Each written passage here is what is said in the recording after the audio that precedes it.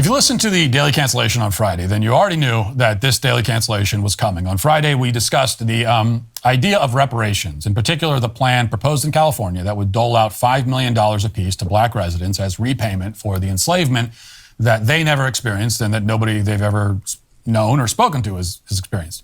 During that segment, I expanded on a counterpoint to reparations that had been made by a black college professor named Wilford Riley, which was a restatement of an argument made by others through the years, including Dinesh D'Souza, which says that reparation proposals are incoherent because they rest on the speculative notion that descendants of slaves are in a worse place today than they otherwise would have been if their ancestors were never enslaved. Now, if this speculation is not accurate, if they are not in a worse spot, then there's nothing to repair. Nothing to repair. Reparations are used to right wrongs that have been committed. So reparations towards the ancestors of slaves, the descendants of slaves, would be a repayment for the wrong that happened to their family, which would be the deprivation of their rights and being turned into property.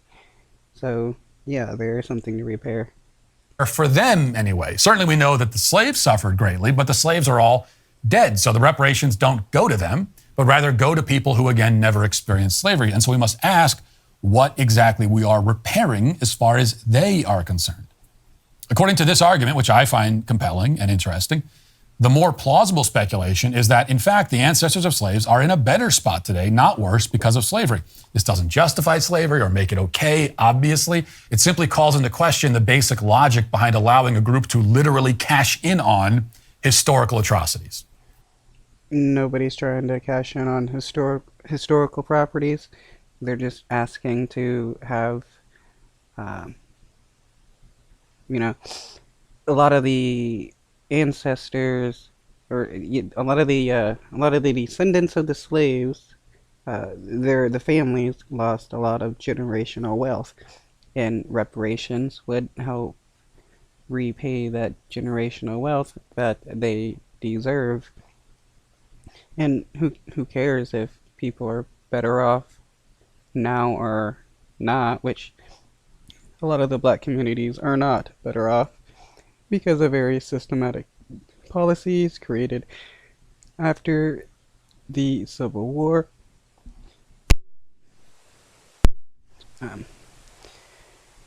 But reparations is for the writings, righting of a wrong, a compensation. No different than a war reparations, where one nation is required to repay the people that they harmed. That's the point. And in an incredibly surprising turn of events, people aren't happy with this point. And this came as a great shock to me personally, as I'm a people pleaser who always tries to avoid controversy and conflict whenever I can. But it found me this time, maybe for the first time, starting as always with the requisite Media Matters clip. Our PR reps pulled a 2-minute slice of the 10-minute monologue, did not provide any context, didn't even clarify that this was a conversation about reparations specifically, and they posted the clip, which then went viral. Now, for reference, we'll play the actual video they posted so that you understand where we are, what we're talking about for the rest of the conversation, which again is just one small sliver of a much longer monologue where I flesh out all these points and also explain why I'm making the points and what the overall point is. But Media Matters never bothers with silly things like context, and they also know that the drooling hordes who get worked up by out-of-context clips also aren't going to stop to wonder about the context. So with that in mind, here's what they posted. In fact, it seems rather clear that black Americans are doing better here today than they would be had their ancestors generations ago never been brought to these shores. We can prove this point by simply asking which African country anyone asking for reparations would prefer to live in. The answer, of course, is none of them. Now, you might offer... Well, yeah, because they've never lived in those nations. It'd be like saying to Matt Walsh, hey, what European nation do you want to live in? Most are gonna not really want to, move from their hometowns and stuff. offer the rebuttal that if slavery never existed, if we're reimagining history without that institution at all, then Africa itself would be in a better shape, better place, and better shape, and maybe indeed black Americans would be better off there. But this seems highly unlikely, and it also ignores the fact that Africans participated in slavery and the slave trade as much as they were victims of it. Not to mention, if we're reimagining the world without African slavery, then we have to also imagine it without all other forms of global slavery, since African slavery was merely one variety, one offshoot of this global institution. Well, this the same tired excuse.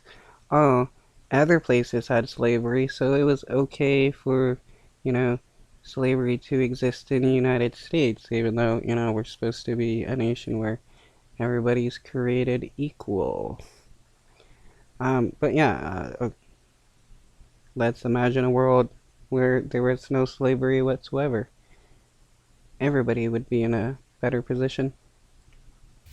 And now we have totally, at that point, rewritten the history of the world in a way so dramatic that it's absolutely impossible to say which individuals today would end up worse or better in this alternate universe. I mean, if you go back in time and get rid of slavery from the entire world, you have it's impossible to say what the world looks like right now. Actually, what we can say is that we'd all end up worse. All of us today would be in a worse spot if slavery never existed at all across the entire globe. Well, we would be in a worse spot if slavery never happened. So he's saying the world needed slavery for the United States needed slavery for us to be good. No, the United States nor the world didn't need slavery, but we're talking about the United States here. I don't care about, globally.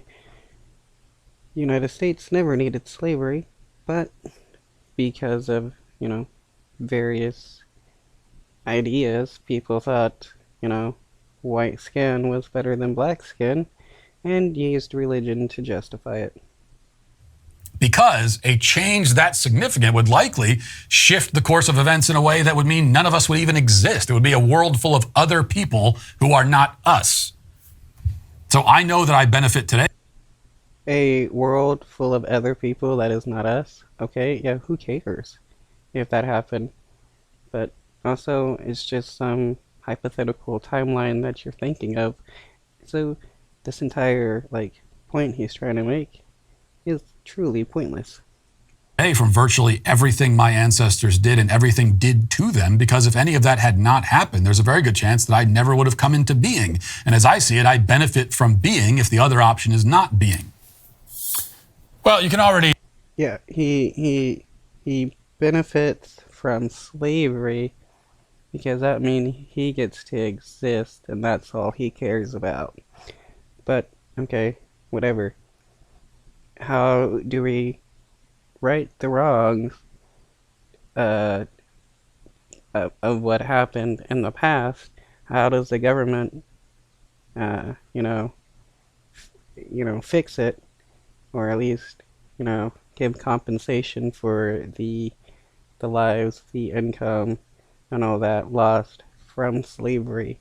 Because the U.S. government benefited heavily from slavery. Imagine the reaction, so we don't need to read through very many of these, but here are a few people of the thousands who expressed their outrage at a point that it goes without saying none of them even attempted to refute. Heath Mayo, a man who calls himself a Christian conservative and who also happens to look exactly like his name, for the record, tweeted, "This is Ben Shapiro's Daily Wire, and increasingly you're just a bad person if you support this know-nothing filth with your subscription dollars."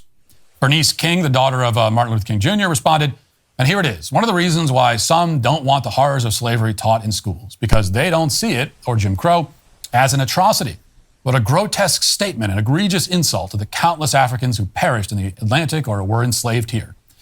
Yeah, a lot of right-wingers see slavery like Matt Walsh, Jim Crow, segregation, and stuff like that as a good thing, and they want to bring it back because that's when their group of people had a lot more power. Of course, race-hustling shill Roland Martin got his 2 cents in. This analysis by Matt Walsh is the dumbest you'll ever see. This idiot wants to opine about the condition of Africa, yet makes no mention of racist white colonialism. Hell, racist whites redrew the boundaries of Africa at the 1885 Berlin Conference. What an Wajahat Ali kept it simple. Pro-slavery, eh? Hell of a plot twist. A guy named Ryan McMakin posted, Walsh has been good on exposing the dumbness of the whole men can be women thing, but there are not words sufficient to describe how stupid this statement about slavery is. The argument is the sort of arcane, trivial mental masturbation I would expect from a college freshman philosophy major. And given that his apparent point here is to basically say, stop saying slavery was so bad, it's a totally bizarre hill to die on.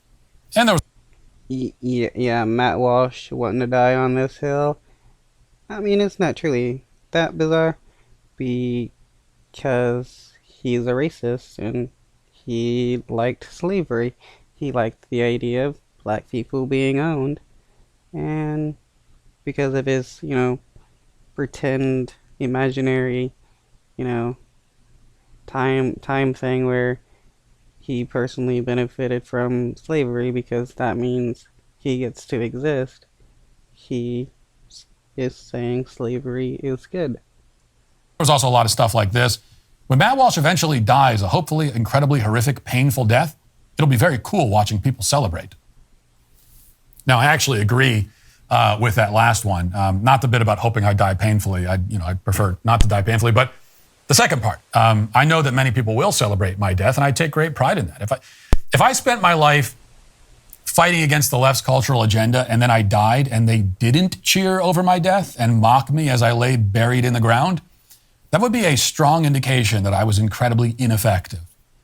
The left will celebrate your death if they perceive you as a serious threat. And I certainly wish to be a serious threat. No, the left will celebrate people's death if they're like a really shitty person.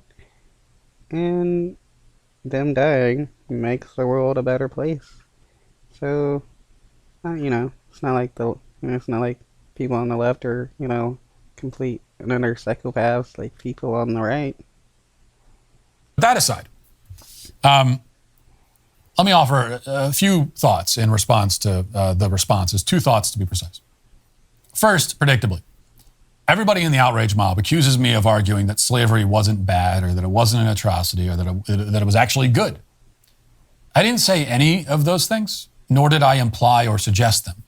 In fact, I refer to slavery as an atrocity in the very segment where Bernice King says I argue that it wasn't an atrocity.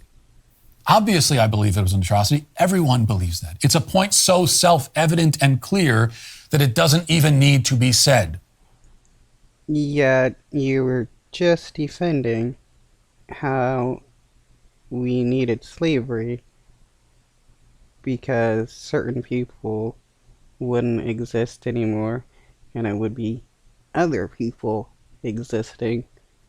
So, yeah, you were defending slavery. Okay, it is a pointless thing to even say because everyone knows it. There is not a pro-slavery faction in the modern United States. So there's no need to continually assure each other that slavery was bad. Hey, you know slavery was bad? Yeah, I heard it was bad. It's really bad. Very, very bad. It's all bad. It's really bad. We know that. It's one of the few things that we all still know. So when the pitchfork mob accuses me of holding the view that slavery wasn't bad, what they mean is that all I'm allowed to say about slavery is that it was bad. Okay? They want us to talk about slavery. They definitely want us to talk about it. They want us to harp on it. They want us to go on and on about it, just like they do. But the only thing we're ever allowed to say is some variation of it was bad. Okay, what's the other variation? You either got slavery is bad or slavery is good. If you don't want to say slavery is bad, that means you think it's good.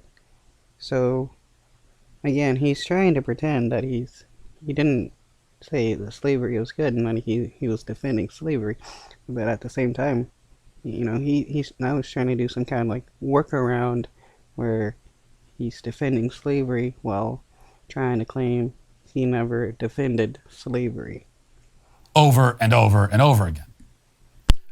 If you try to move on to the next sentence, it was bad end of sentence, and then continue and say something else about it, if you try to articulate some other thought, if you try to say anything else about it, you are automatically guilty of thinking that it's not bad.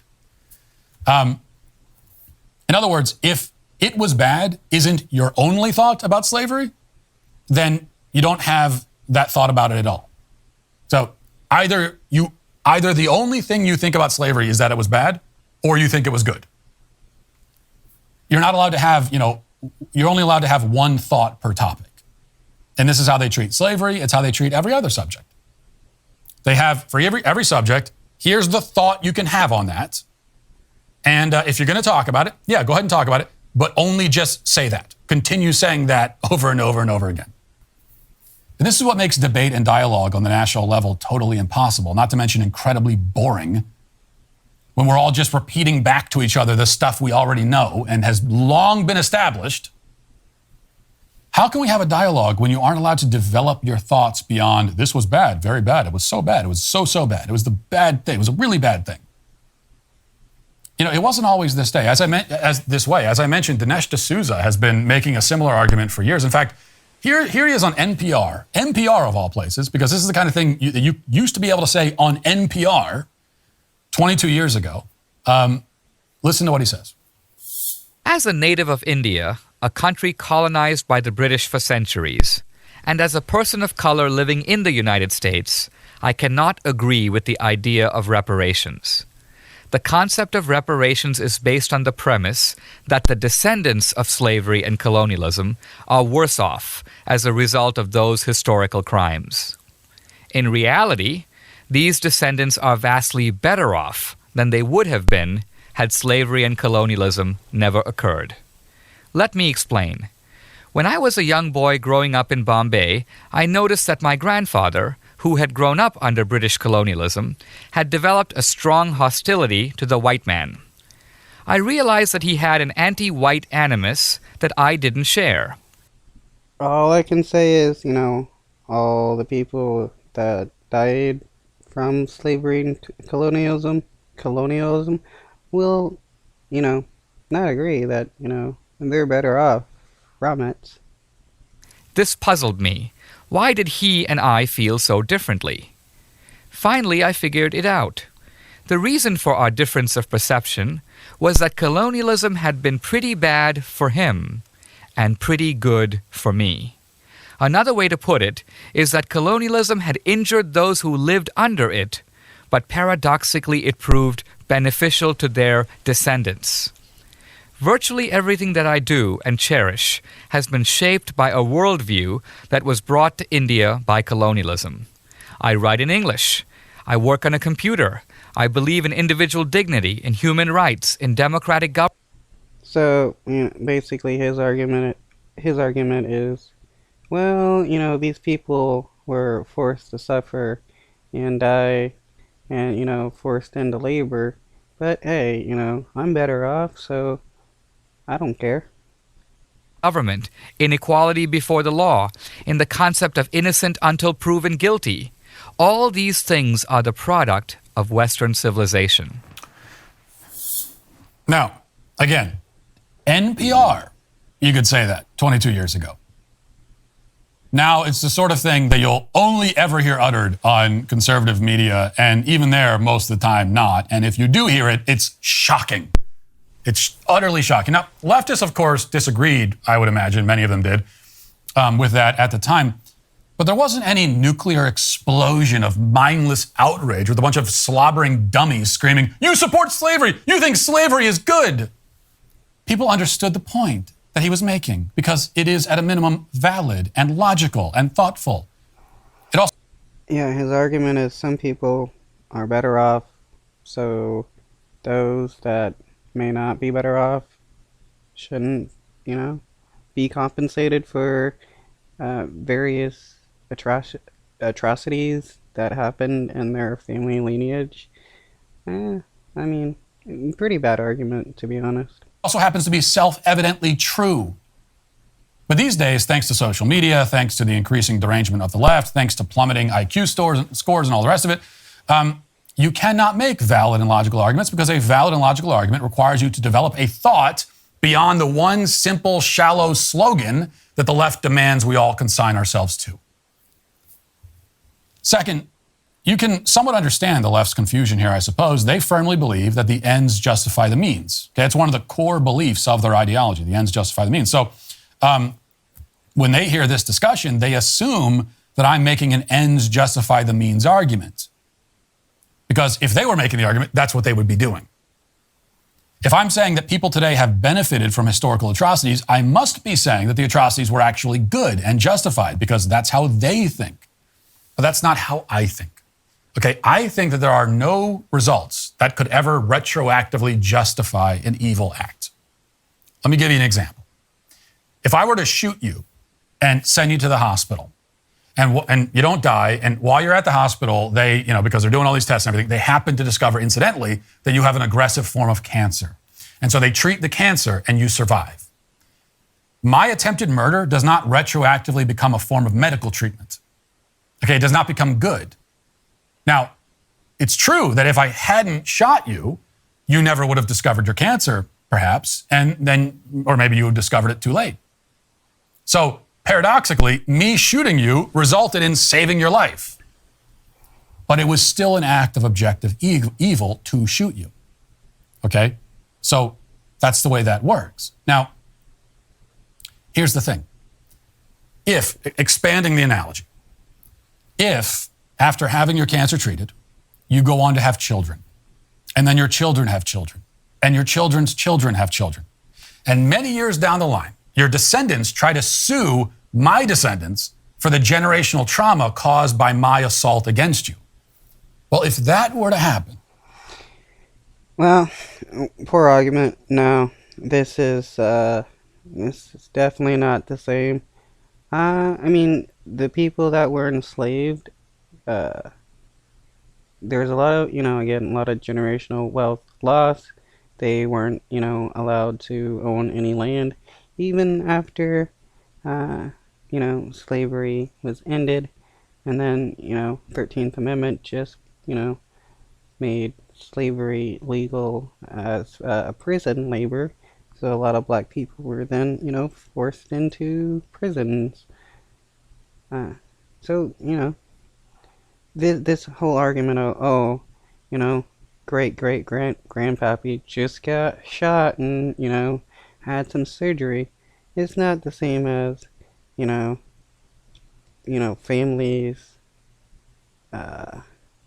being forced into slavery and, being killed, their kids being forced into slavery, and so on and so on. Then in that case, it would suddenly become relevant to point out that these people claiming damages, decades and decades removed from the incident, probably wouldn't exist. Their entire family tree would be erased if not for the evil act that they are now trying to cash in on. That's the crux of it. No, that doesn't even matter whatsoever. Hey, do you know you wouldn't exist if it wasn't the fact that my grandpappy enslaved your grandpappy? Oh, that should make you happy. Like, no. What a stupid argument. Okay, the point that you have most likely benefited from historical evils becomes relevant when you attempt to quantify and monetize the trickle-down harm that you claim the historical evil has done to you. It's at that juncture that someone needs to make the obvious point. This thing that happened long ago was very, very bad. It was very bad for your ancestors. It is not, however, very bad for you. Yet you are the one claiming quantifiable and financial harm. Yeah, if the descendants can sue for harm. Their family was enslaved. They lost money. They lost land. They had their, human rights violated, and that all passes down. Other people were allowed to benefit from the descendants' family, and they got nothing from that. The reparations demands are what makes this point especially relevant, but even without reparations, there's still value in acknowledging what we're talking about here. But even that, no, reparations is all about, trying to rewrite a wrong that has been committed. The wrong that has been committed is that black people were enslaved for quite a while, and then even after the Civil War, there was Jim Crow, there was segregation, there was the KKK, and various other things that happened, and, still happen today. So yeah, there should be reparations in various forms. And thinking about it, yes, it is true that you likely would not be here today if history had not unfolded exactly as it did, right? The butterfly effect. The good, the bad, the ugly, the atrocious, all of it led to you and to me. Rewrite history and you will have written us out of the book completely. God, what a horrible argument against reparations and for slavery. Well, if slavery never happened, you would never be here. If the Holocaust never happened, you wouldn't have been here.